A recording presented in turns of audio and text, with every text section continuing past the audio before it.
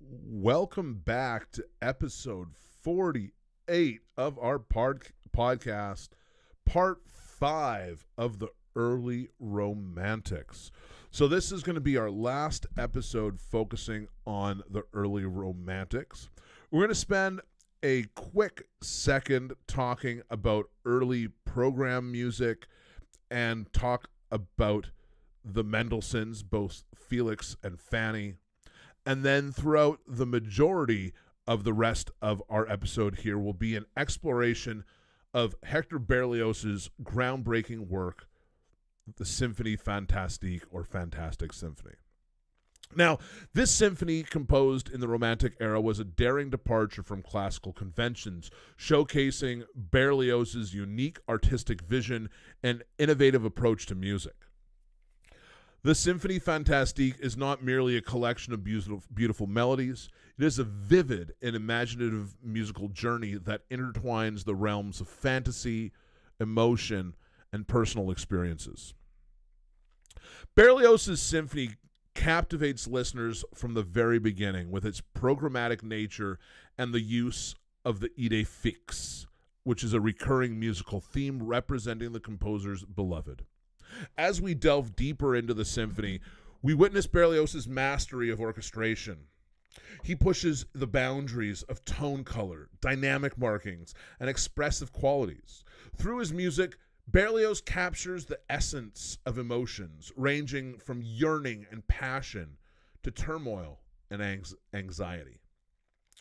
Each movement of the Symphonie Fantastique offers a distinctive narrative, drawing inspiration from various sources such as literature, nature, and even Berlioz's personal life. The symphony takes us on a journey through ballrooms, pastoral settings, military marches, and even the supernatural domain of witches and orgies. It showcases Berlioz's ability to transform themes, create dramatic contrasts, and infuse the music with both poetic beauty and shocking intensity. While the Fantastic Symphony is a triumph of musical innovation and daring, it also reflects the complexities of Berlioz's personal life. His infatuation and ill-fated marriage to Harriet Smithson, an Irish actress, are intertwined with the symphony's narrative, adding an extra layer of emotion and reflection. Today, as we explore the Fantastic Symphony, we will embark on a thrilling adventure of sound and imagination. We witness the marriage of programmatic storytelling and musical innovation, where nature reflects human emotions, and melodies undergo transformations that challenge classical principles. This symphony is a testament to Berlioz's boldness as a composer and his ability to transport us into a world of both beauty and turmoil. So join me now as we dive into the resounding brilliance of this fantastic symphony. But before we get there, in the early Romantic era, there were two main types of short musical compositions for piano called lead and character piece. These pieces were closely connected to non-musical ideas, usually inspired by poetry. One example of a larger piano composition is Schumann's Carnival, which consists of various musical portraits that are arranged in a way that suggests they interact with each other, creating a kind of mysterious storyline. Similarly, even large-scale instrumental pieces were often associated with poems, stories, and other non-musical ideas. The term program music is used to describe instrumental compositions that are connected to poems, stories, and similar sources of inspiration. The concept of program music originated naturally in opera overtures. As early as the 18th century, composers realized that an overture could become more interesting if it hinted at the moods or ideas that would appear in the upcoming opera by including some of its themes in advance. A good example of this can be found in Mozart's Don Giovanni.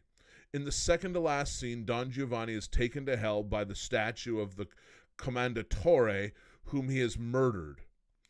The otherworldly music associated with the statue is first heard in the opera's overture.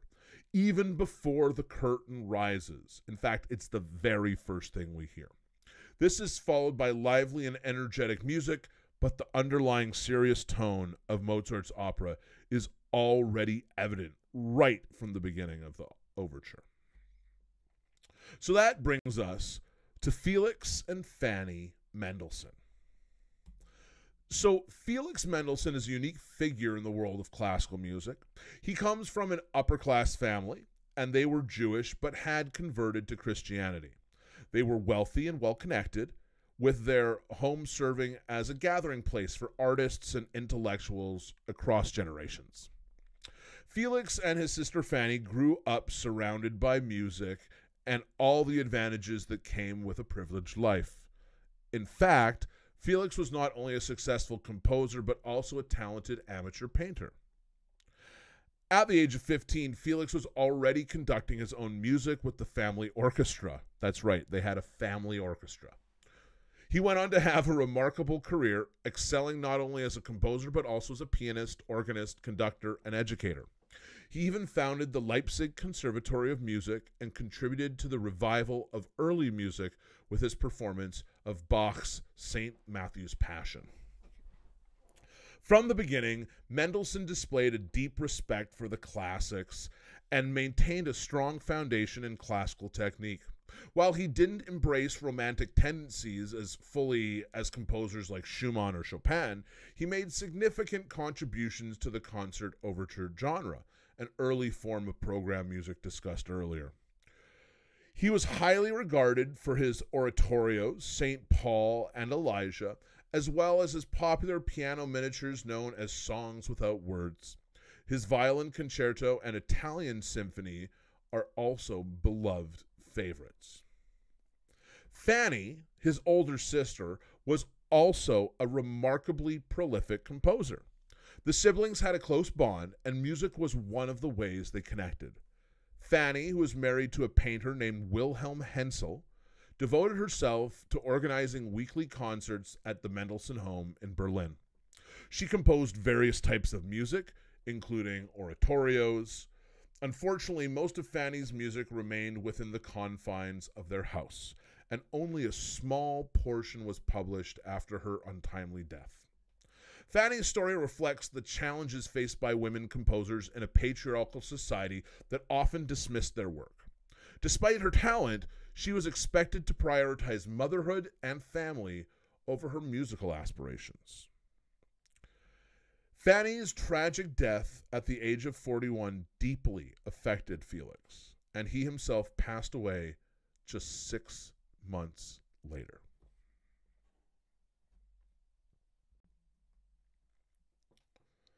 Another important development in program music was the concert overture, which was not intended to be performed alongside a stage play or an opera. It was actually meant to stand on its own, separate from theatrical productions. For example, Robert Schumann composed an overture to Goethe's Hermann und Dorothea, which is an epic poem rather than a play. Hector Berlioz also wrote overtures based on various literary works, such as Shakespeare's King Lear, Lord Byron's The Corsair, and Sir Walter Scott's Waverley. Perhaps the most famous and beloved concert overtures were composed by Felix Mendelssohn, though. When he was just 17, he wrote an overture to Shakespeare's A Midsummer Night's Dream, a play that held a special place in the hearts for both Felix and Fanny. Interestingly, the overture was not originally created for a specific theatrical performance, but it later became associated with productions of the Shakespeare play. Mendelssohn later added more music, and a suite derived from the overture became a popular piece for concert performances. Although the overture to A Midsummer Night's Dream follows the classical sonata form, which is based on classical models, it also includes elements of representation. The music depicts the delicate and fluttering fairies serving King Oberon and Queen Tatiana, the enchanted sleep caused by Puck's magical flower, and even the comical braying of Bottom the Weaver when he is transformed into a donkey. Another remarkable example by Mendelssohn is the Hebrides Overture, a captivating and atmospheric portrayal of the desolate Scottish islands, which are often associated with romance and mystery. The surging string music portrays the swelling and splashing of waves, while the woodwind fanfares evoke the calls of seabirds, or perhaps the romanticized sound of foghorns. This piece is clearly program music, but what distinguishes it as an overture is simply that it follows the standard structure of overtures at that time, a single movement in sonata form. So concert overtures allowed composers like Mendelssohn to tell musical stories and create vivid impressions even without being tied to specific stage performances.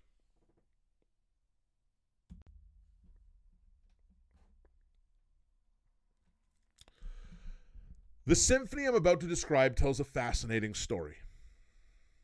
Imagine a young musician who is deeply troubled by intense emotions and a vivid imagination.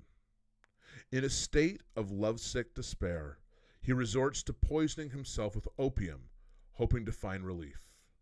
However, instead of dying, the drug plunges him into a deep sleep filled with strange visions.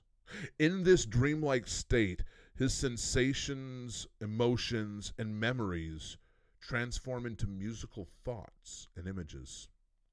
Even the women he loves become a reoccurring melody, an obsession that he hears everywhere. This story sets the stage for a remarkable symphony composed by Hector Berlioz, a French romantic composer who I'll tell you more about in just a second. It's often referred to as the Fantastic Symphony or Symphonie Fantastique and remains his most famous work to this day. Berlioz took a more radical approach to program music compared to his previous concert overtures.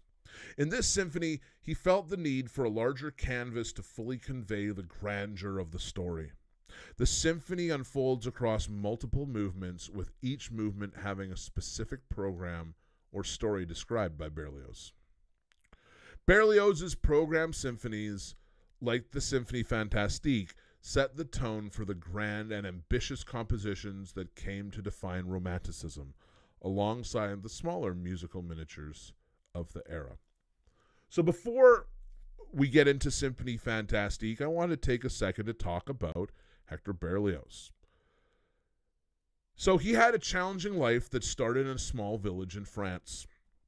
His musical education was inconsistent, and he taught himself by reading books and studying scores alongside his guitar and flute lessons. Initially, his father wanted him to become a doctor and sent him to medical school in Paris.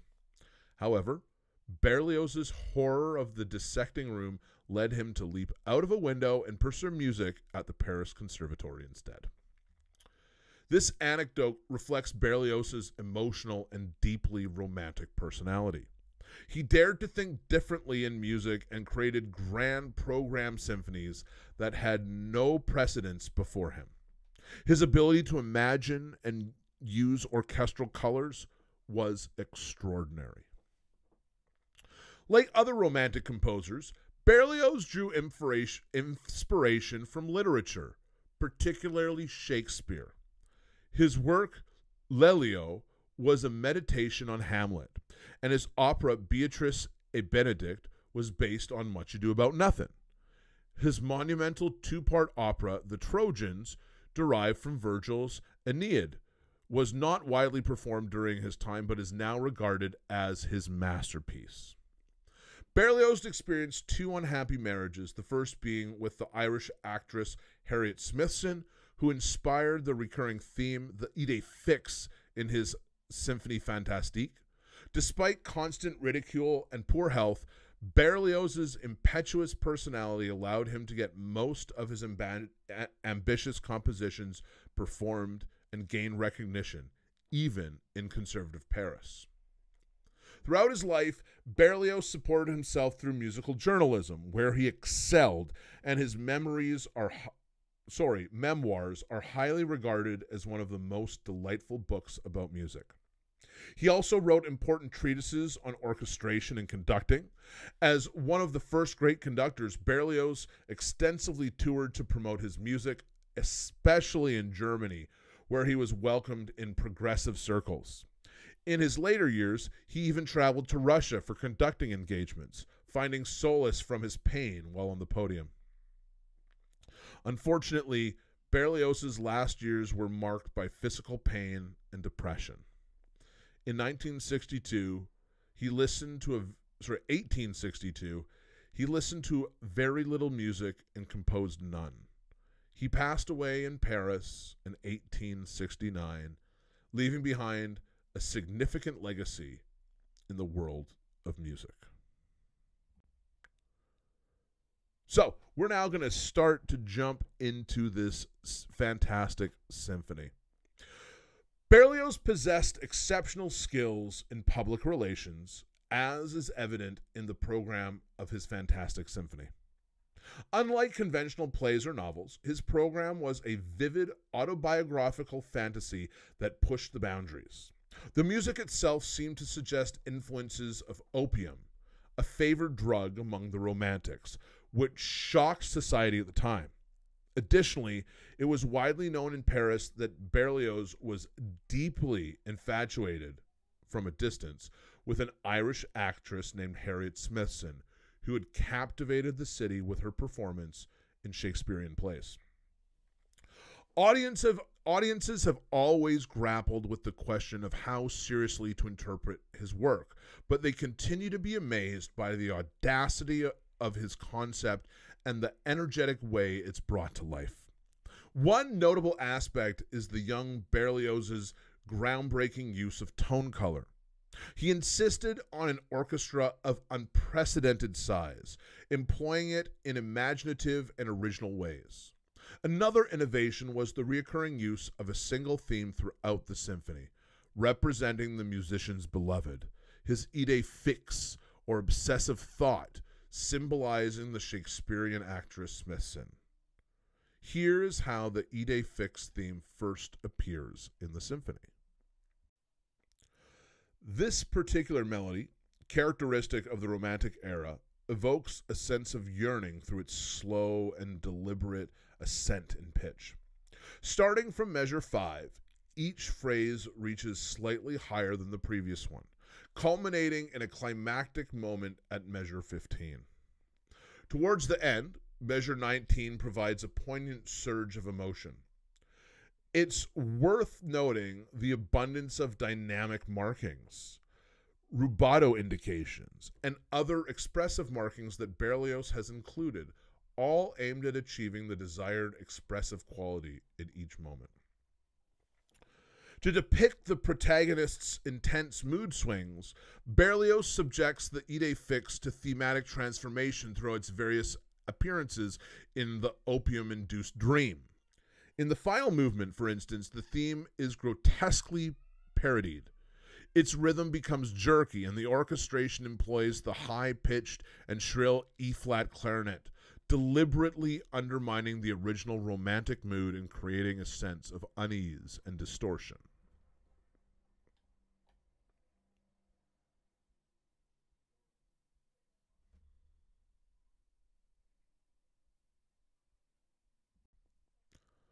The movement begins with a short and quiet introduction, as if the music has emerged gradually from silence, a characteristic romantic touch.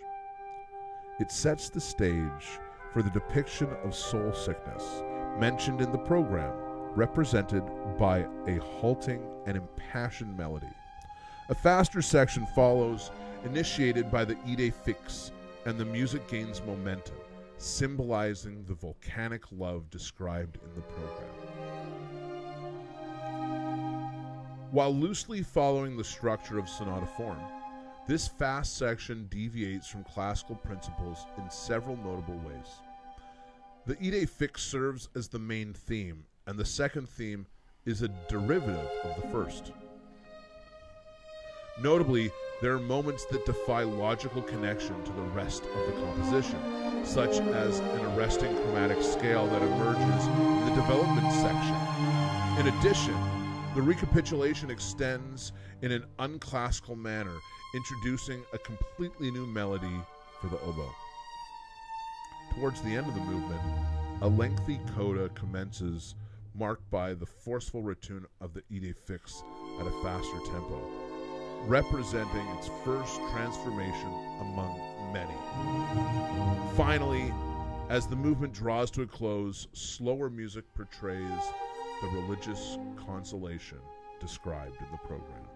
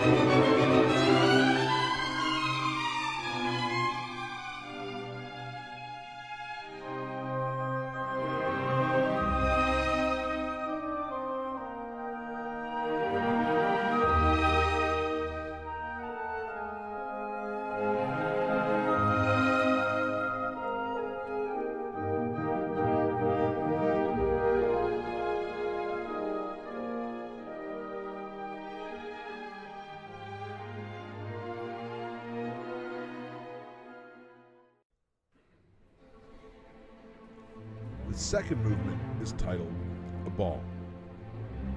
In the opium dream depicted in the symphony, there is a ballroom episode that serves as a dance movement. Unlike a minuet or a scherzo, this particular episode features a waltz, which was the most popular ballroom dance of the 19th century. The idée fixe, now transformed into a graceful triple meter, emerges in the role of the trio section B within the A major form. Subsequently, it returns in a haunting manner during the coda, leaving a lasting impression.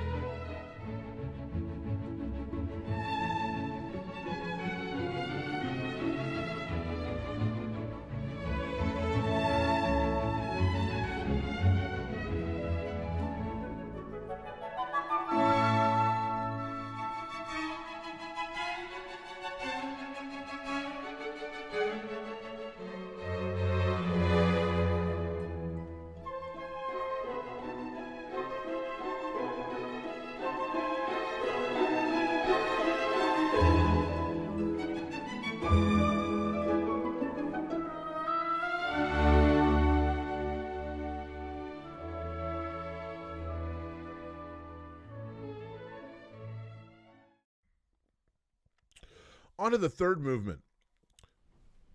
Invoking nature to mirror human emotions was a common practice among Romantic composers. In this particular movement, Berlioz employs a pastoral duet featuring an English horn and an offstage oboe, suggesting a romantic encounter between a boy and a girl. As the movement reaches its conclusion, the English horn resurfaces, accompanied by distant thunder-like sounds produced by 4 timpani drums with different pitches. Interestingly, the oboe's voice is no longer audible.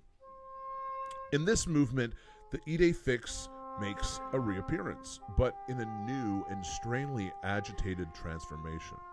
Its flow is interrupted by surges of angry sounds that gradually build up to a climactic moment, reflecting the anxieties and turmoil described in the symphony's program. The music captures the emotional landscape and vividly portrays the inner struggles and passions of the protagonist.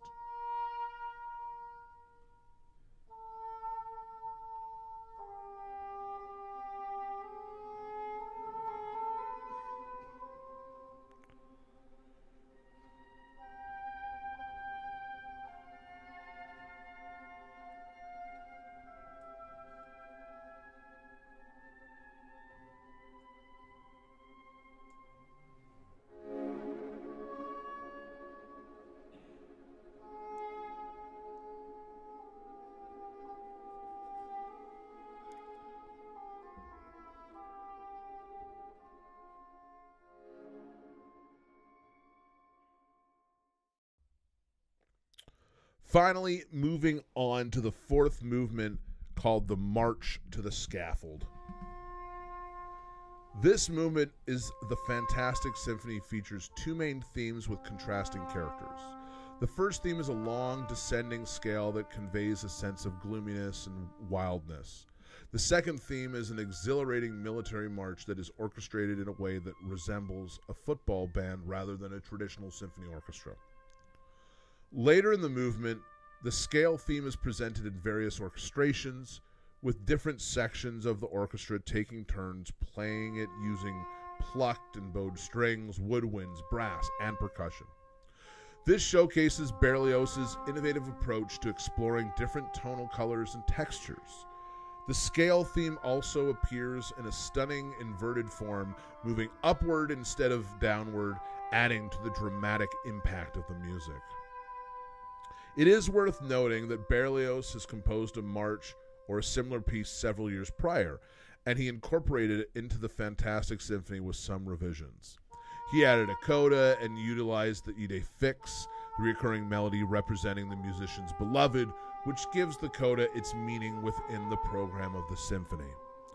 The conclusion of the movement includes the depiction of the fall of the axe, symbolized by a guillotine chop and a military snare drum roll, immediately followed in the presentation of the idée fixe. This vividly illustrates the intensity and dramatic nature of the symphony's narrative. Conductor Leonard Bernstein once remarked that Berlioz tells the story as it is, taking the listeners on a journey that ultimately ends with their own funeral, evoking strong emotional responses from the audience. In the fifth and final movement of the Fantastic Symphony, Berlioz introduces a new element of parody alongside the remarkable orchestral effects that he had already explored in the previous movements. The movement adds a sense of darkness and supernaturalism to the symphony's narrative. The movement begins with eerie sounds depicting the nighttime setting of a witch's orgy. The swishing of broomsticks and distant horn calls create an otherworldly atmosphere. Berlioz employs mutes in the brass instruments, using them in a poetic way, which was a novel approach at the time. Berlioz describes the idée fixe, the transformed theme representing his beloved, as sounding thoroughly vulgar in this moment. It is played in a fast jig rhythm by the shrill E-flat clarinet, creating a stark contrast to its previous incarnations. The idée fixe is treated strictly in a programmatic manner. When the theme first appears, only two phrases are played before the orchestra interrupts with a roar of joy, mocking the death of the protagonist's lover, Harriet Smithson, and welcoming her to the witch's orgy.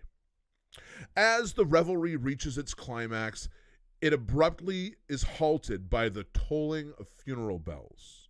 Here, Berlioz introduces his most sensational stroke, a burlesque of the Dies Irae, one of the most solemn and famous Gregorian chants associated with the Day of Wrath in Catholic masses for the dead.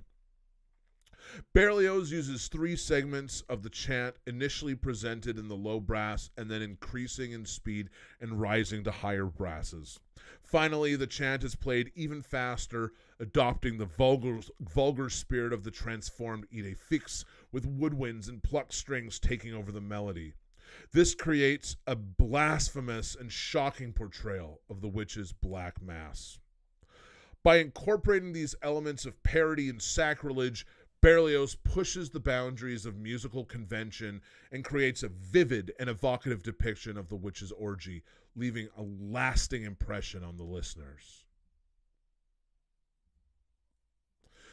In the final section of the movement, Berlioz presents a witch's round dance. Here, he employs a free fugue, a traditional form used in a non-traditional context, to convey a sense of tumult and orgiastic confusion.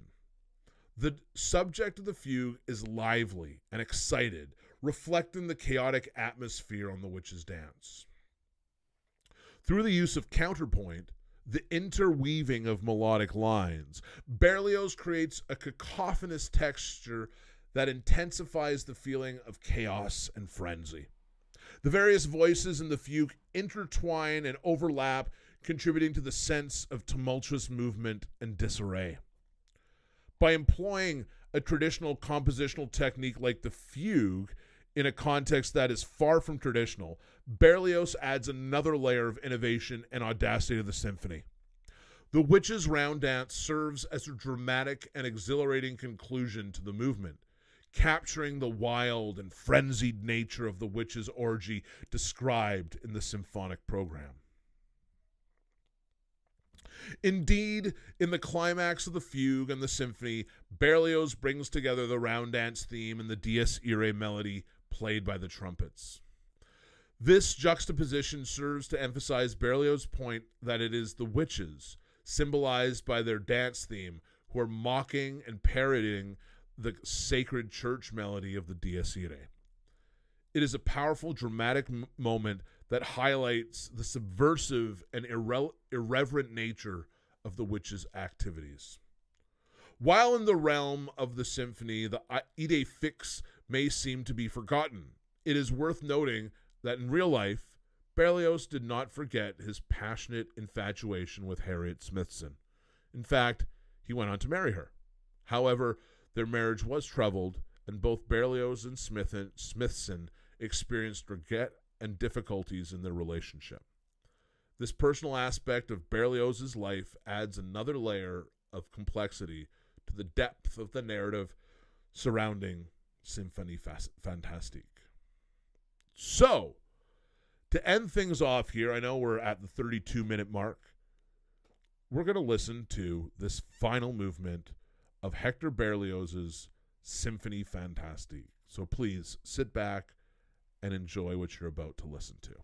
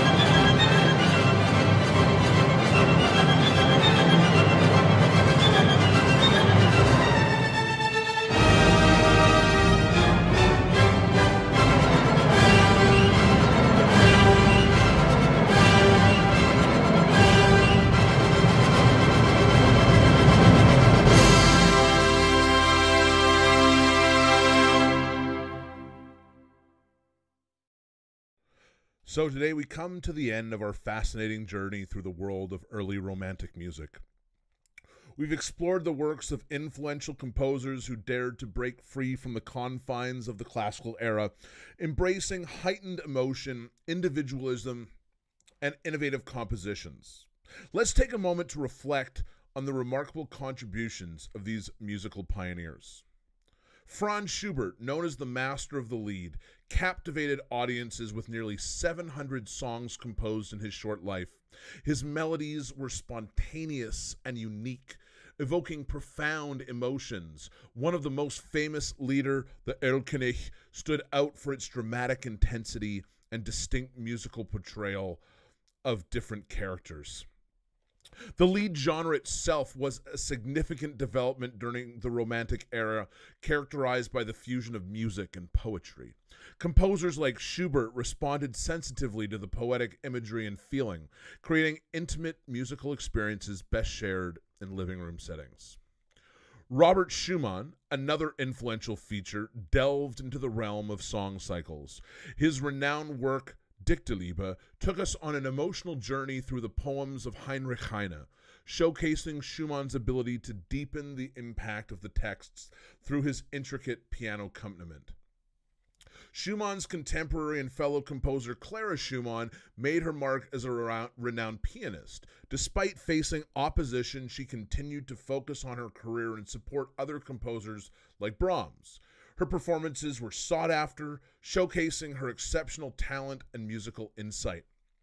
Frédéric Chopin, the delicate and romantic pianist-composer, left a lasting legacy with his exquisite nocturnes and Polish-inspired works. His compositions captured delicate and poignant moments, enchanting listeners with his ability to evoke a range of emotions. Franz Liszt, the Hungarian virtuoso, dazzled audiences with his remarkable piano skills. His compositions pushed musical boundaries, showcasing his virtuosity and later transitioning into orchestral music where he created programmed symphonies and symphonic poems. Hector Berlioz, the French Romantic composer, defied conventions with grandiose programmed symphonies. His most famous work, The Fantastic Symphony, was a radical approach to program music, drawing inspiration from literature and infusing his compositions with vivid imagery and emotional depth. Berlioz's personal life was marked with turmoil, but his forceful personality and musical contributions have solidified his place in history. His bold and imaginative compositions continue to captivate audiences and inspire musicians to this day. As we conclude our unit on early Romantic music, let us remember the profound impact these composers had on the musical landscape. Their exploration of emotions, innovative compositions, and integration of music and poetry in the Lied genre forever changed the course of musical history. I hope you've enjoyed this journey through the passionate and expressive world of early Romantic music. Join us next week as we embark on Romantic opera, and then we'll finish off the year with the late Romantic period. So, until next week, cheers.